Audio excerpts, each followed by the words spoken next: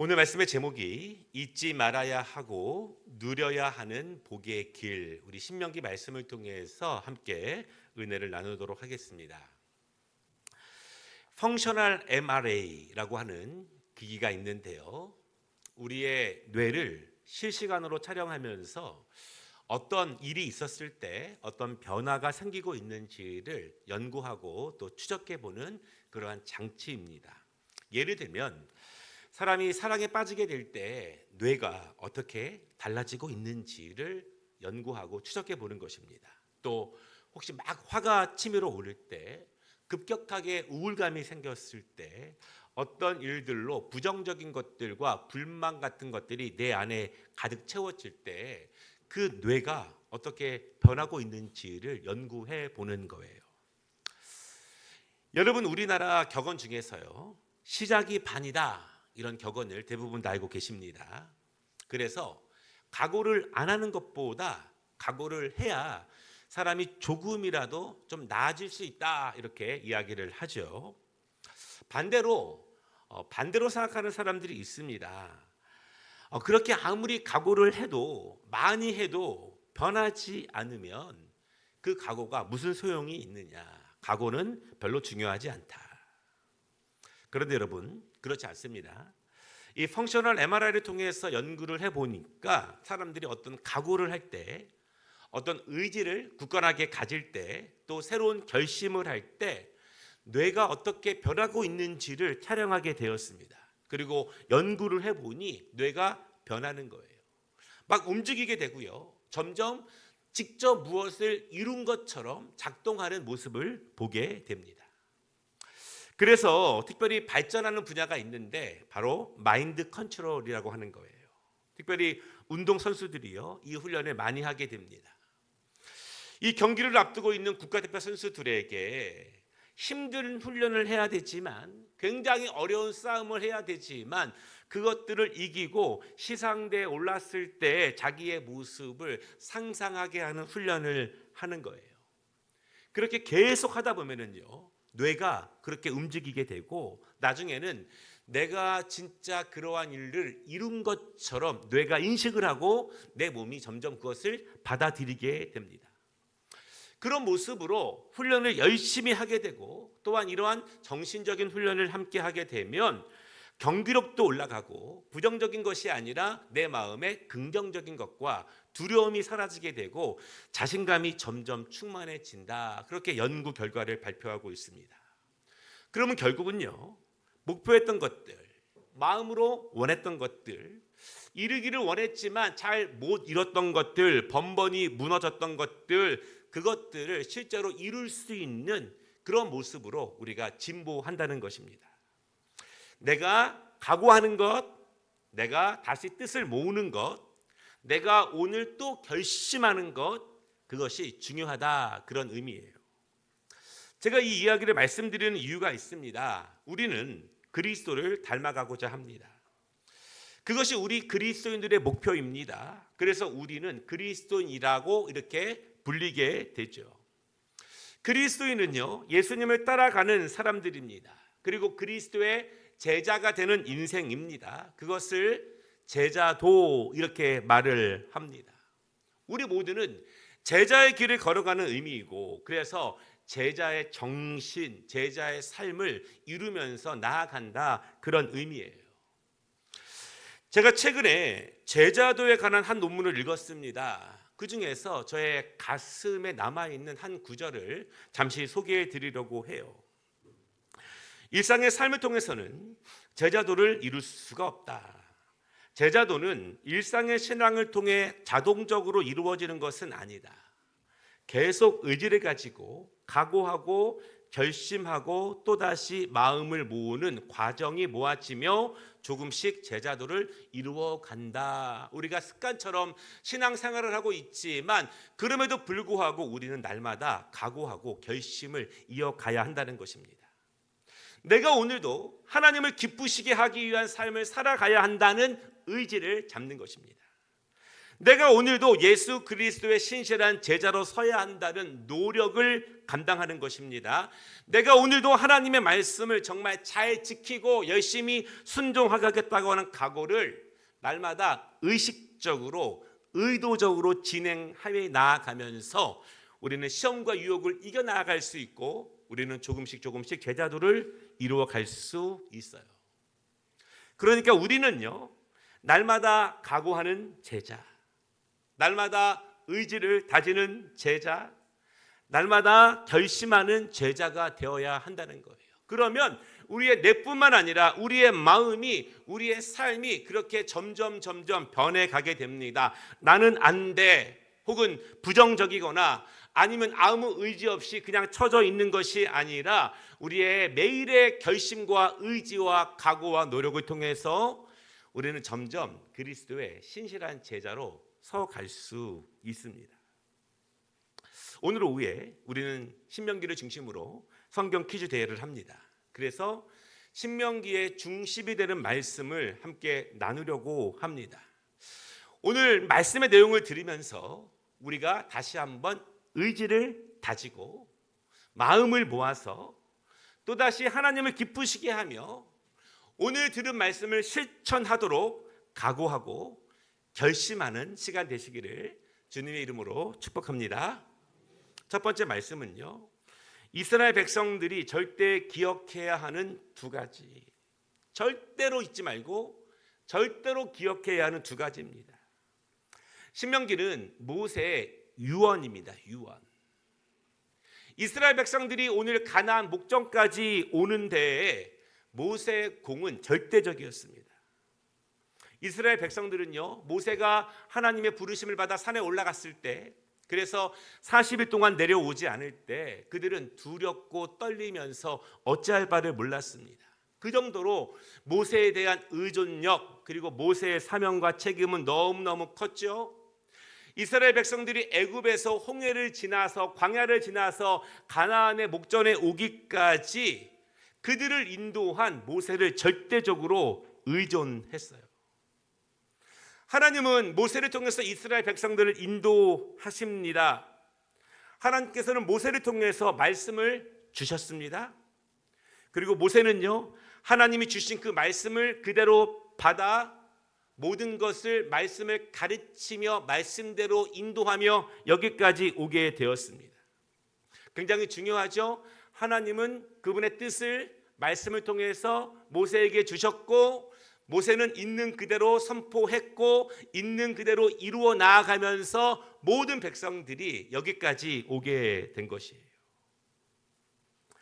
그러나 그 모세는 가나안 땅에 들어갈 수가 없어요. 하나님의 뜻이 계셨고 그는 이미 나이가 많이 있었습니다. 그래서 그가 들어가지는 못하지만, 그가 영광을 맛보지는 못하지만, 그가 모든 것을 이루지는 못하지만 가나안 땅을 목전에 두고 자신의 마지막 힘을 다하여서 이스라엘 백성들을 축복하면서 유언하고 있는 것이 바로 오늘 이 신명기의 말씀입니다. 신명기의 목적은 크게 두 가지예요. 하나는요, 그동안 40년 동안 있었던 일들을 하나하나 다시 말하게 됩니다. 그동안 하나님이 우리를 어떻게 도우셨는지, 우리가 위기 때마다 하나님이 우리를 어떻게 건지셨는지 하나하나 이야기하면서 그들의 기억을 다시 회복시킵니다. 그러니까 은혜를 잊지 않는 신앙을 갖는 거죠. 은혜를 잊지 않는 것이 큰 은혜입니다. 은혜를 잊지 않을 때 하나님의 은혜에 보답할 수 있는 삶으로 나아갈 수 있기 때문에 그래요. 그리고 두 번째는요, 앞으로 이스라엘 백성들이 가나안 땅에 들어가면 그 새로운 땅에서, 새로운 환경에서 꼭 지키고 행해야 하는 것을 하나님의 감동을 받아서 이스라엘 백성들에게 미리 당부하는 거예요. 미리 그 땅에서 승리할 수 있는 말씀을 하나님께서 모세를 통해서 그들에게 주셨습니다. 그럼 여러분, 오늘 말씀의 중심이면서 오늘 우리가 읽은 말씀 가운데 있는 신명기의 두 가지 주제를 조금 더 생각해 보도록 하겠습니다. 첫 번째 주제는요, 내가 어떤 사람이었는지를 잊지 말라는 것입니다. 내가 어떤 사람이었다는 것을.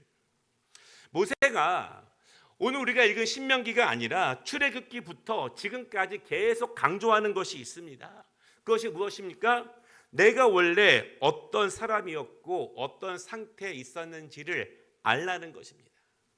만약 아무 일도 없었다면 우리가 평생 어떤 상태로 살아가는 존재라는 것을 잊지 말라는 거예요. 그것을 기억하라는 것입니다. 그것을 모세는요, 출애굽기 20장 2절에서 이야기를 합니다. 그리고 오늘 6절에서 또 이렇게 반복하게 되는 거예요. 나는 너를 애굽 땅 종 되었던 집에서 인도하여 낸 내 하나님 여호와라.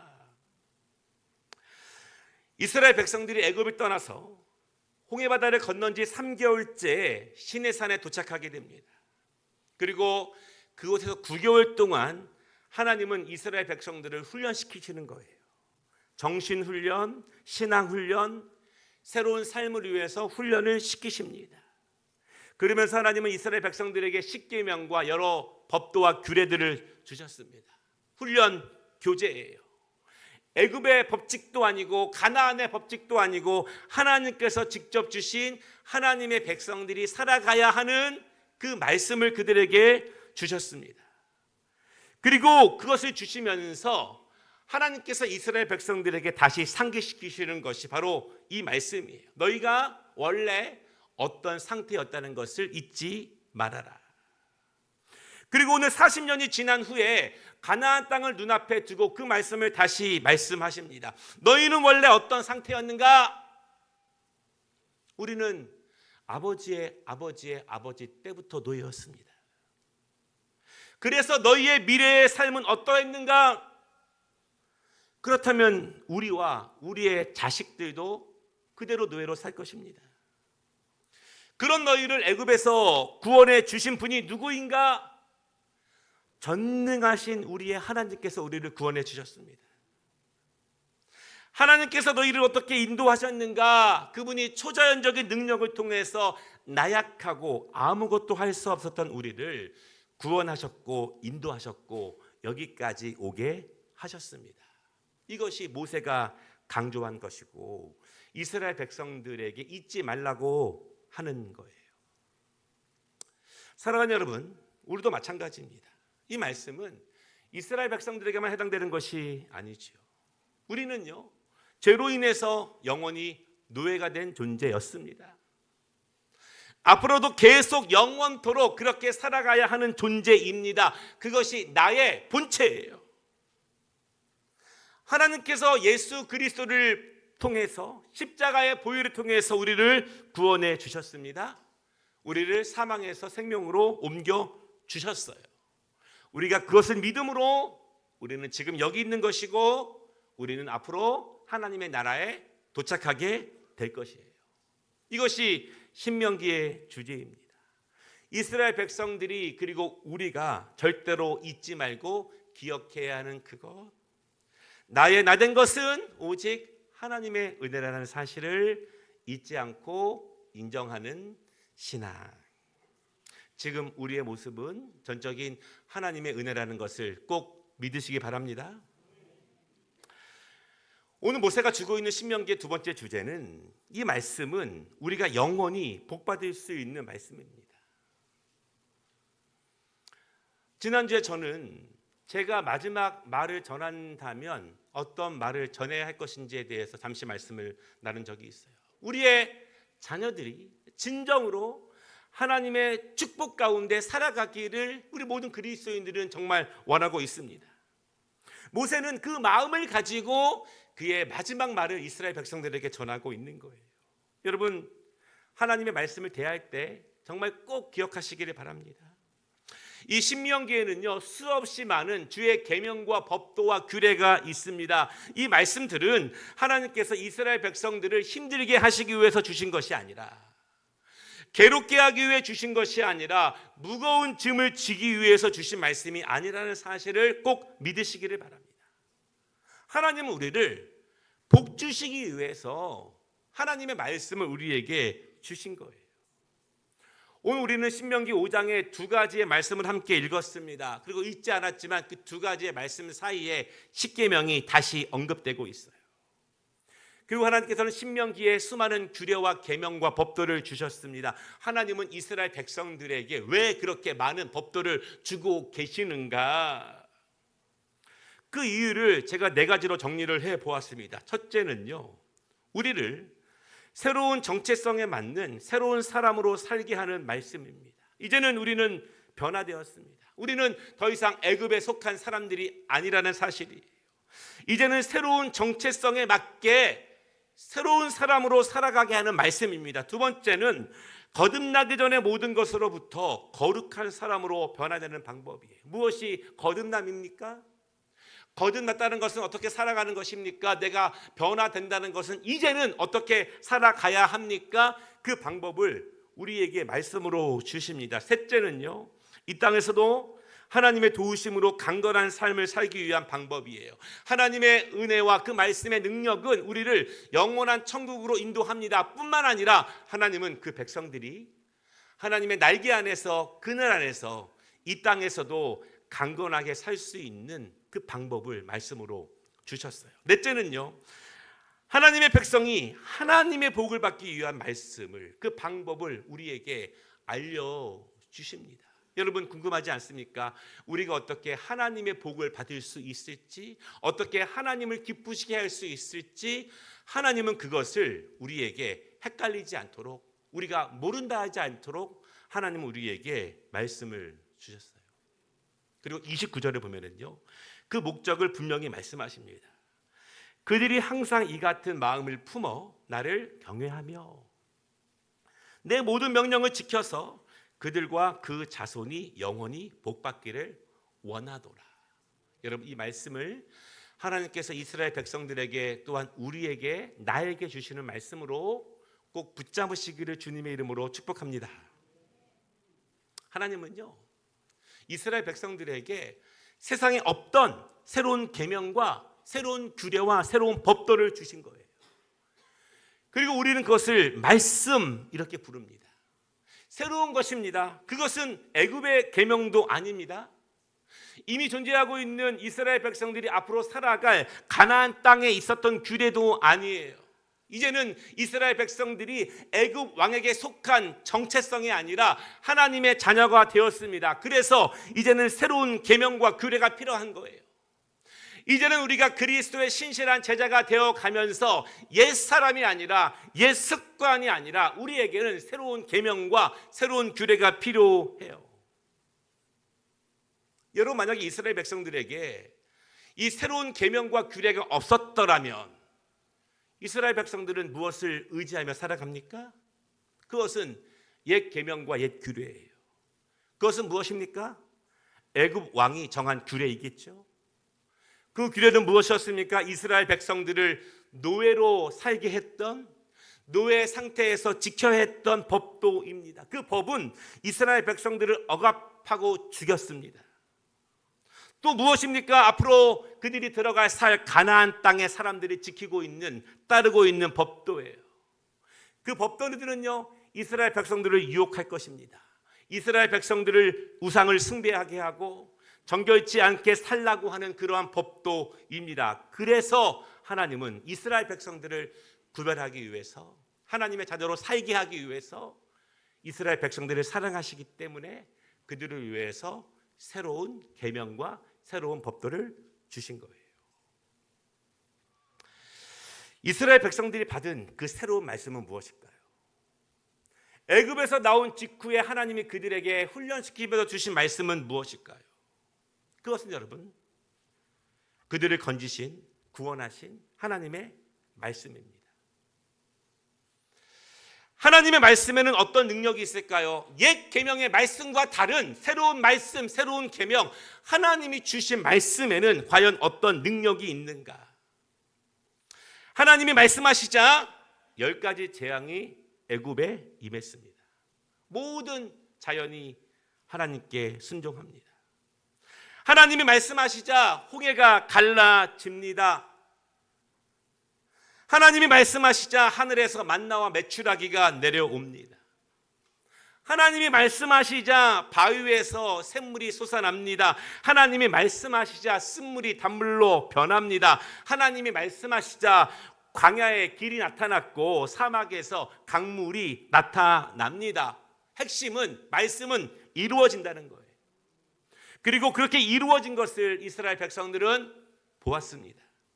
이루어진 것을 건넜어요. 이루어진 것을 먹었습니다. 이루어진 것을 마셨습니다. 이제 그들은 알아요. 우리가 의심이 있지만, 두려움이 있지만, 삶의 고단함이 있지만 하나님이 말씀하시면 그 말씀은 반드시 이루어진다는 것을 그들은 알아요.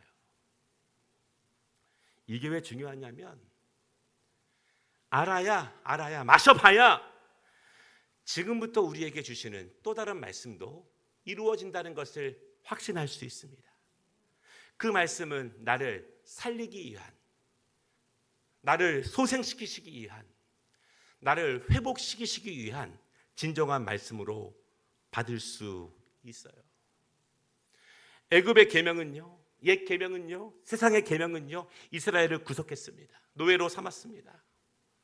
그들이 앞으로 만날 가나안의 규례와 법도는 이스라엘을 타락시킬 것입니다. 그들을 오염시킬 거예요. 그러나 하나님의 계명은 그들을 먹이시고 지키시고 살리시고 승리하게 인도해 주실 거예요.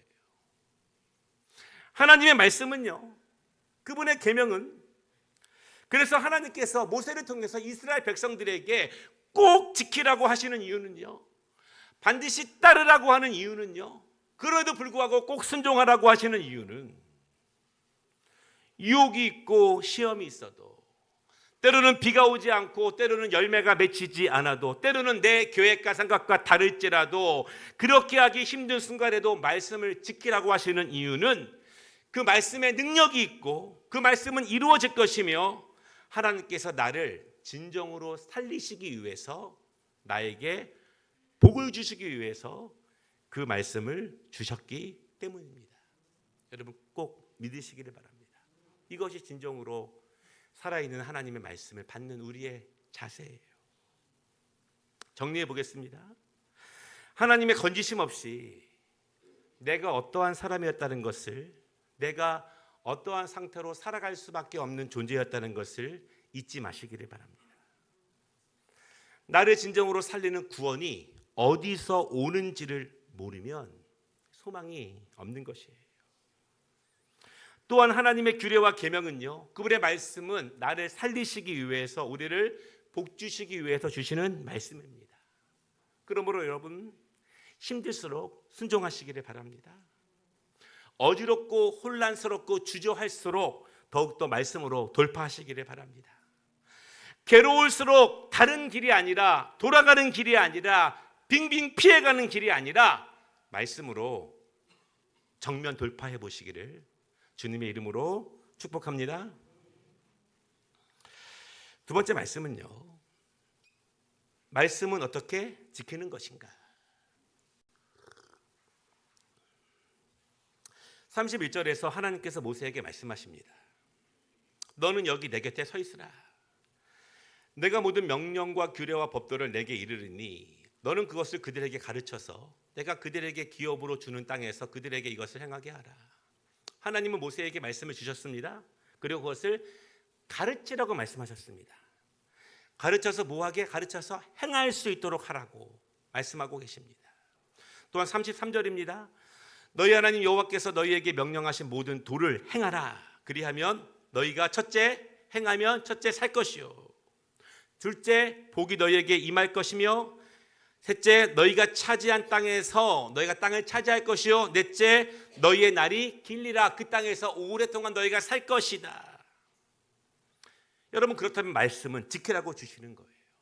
우리가 날마다 의지를 다하고 마음을 모으고 노력하면서 또다시 결심하면서 말씀을 붙잡고 나아가야 되는 이유가 바로 여기에 있습니다. 지켜야 복이 되고 지킬 때 그 날이 길기 때문에 그래요. 그래서 모세는요 가르쳐야 합니다. 하늘이 두 쪽 나도 가르쳐야 해요. 그래서 목사들은 가르쳐야 합니다. 하늘이 두 쪽 나도 무슨 일이 있어도 그 사랑하는 성도들이 하나님 앞에 말씀으로 강건해질 수 있도록 무조건 가르쳐야 돼요. 그리고 부모는 가르쳐야 합니다. 가장 사랑하는, 이 땅에서 가장 그 자녀들을 사랑하는 부모가 자녀들이 하나님의 복을 받을 수 있도록 이 말씀을 가르쳐야 하는 거예요. 어떻게 가르쳐야 합니까? 그 가르치는 방법을 모세가 오늘 신명기 5장에 이어서 6장에서 말씀하고 있는데요. 6장 4절부터 9절은 이스라엘 백성들이 지금도 교육의 핵심으로 삼고 있는 쉐마라고 하는 교육으로 이어지고 있는데, 우리가 오늘 말씀을 다 나누지는 않지만 신명기 6장 4절부터 9절 말씀을 우리 자막을 보면서 잠시 한번 같이 한 목소리로 읽어보도록 하겠습니다.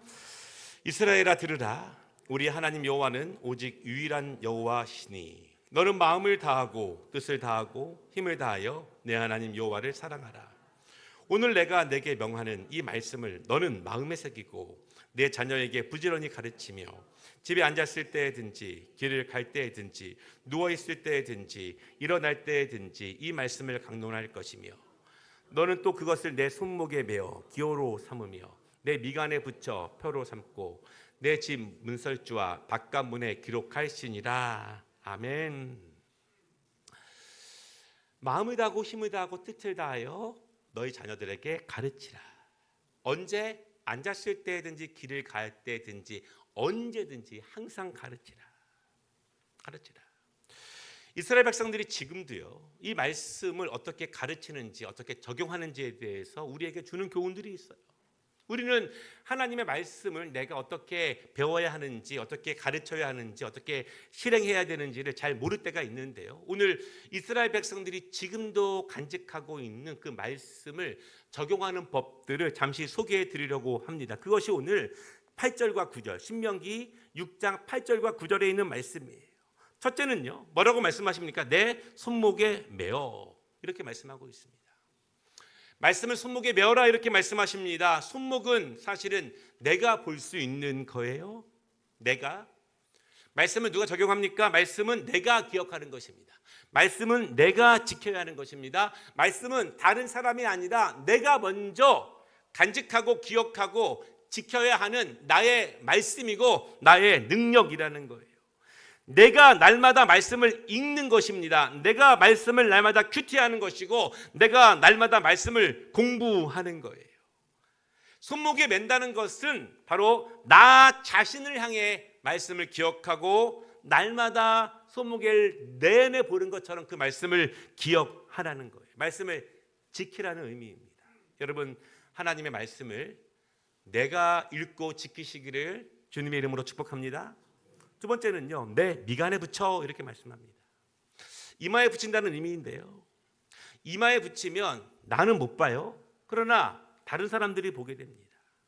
나를 보는 모든 사람들이, 내가 만나는 모든 사람들은 내가 어떤 사람인지를 보게 된다는 거예요. 그렇게 나의 성품을 변화시키고 말씀으로 나의 삶을 인도해 나아가라는 것입니다. 당시에는요, 거울이 없거나 아주 귀했습니다. 나 자신을 내가 잘 보기 힘들어요. 그러나 다른 사람들은 나를 보게 됩니다. 하나님이 나의 신이며 나는 하나님의 말씀으로 산다는 것을 내가 만나는 사람들에게 보여주는 거예요.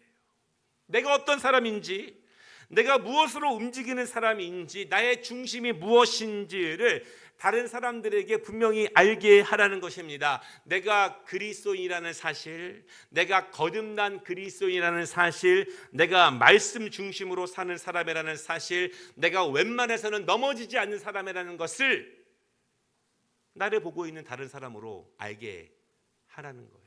너무너무 중요한 말씀의 실천입니다.